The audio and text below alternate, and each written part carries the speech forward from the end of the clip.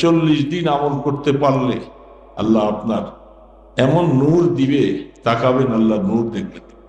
সুবহানাল্লাহ, আলহামদুলিল্লাহ, লা ইলাহা ইল্লাল্লাহু, আল্লাহু আকবার।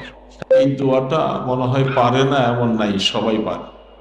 আমরা ফজরের নামাজের পরে 100 বার, ফজরের পরে 100 বার দোয়াটা পড়তে বেশি সময় লাগবে, চেষ্টা করলে খুব সহজ হবে। আসরের পরে সময় না পাইলে মাগরিবের পরে হলো। এই প্রত্যেক দিন যেন আমার আমল নামায় এই 100 বার করে 200 বার এই 4টা কলেমা সুবহানাল্লাহ, আলহামদুলিল্লাহ, লা ইলাহা ইল্লাল্লাহু, আল্লাহু আকবার, এই 4টা কলেমা পড়তে বেশি কষ্ট হবে না। পারবো না আমরা সবাই? নামাজ 5 ওয়াক্তের পরে 20 বার করে আস্তাগফিরুল্লাহ, আস্তাগফিরুল্লাহ রাব্বি মিন কুল্লি যাম।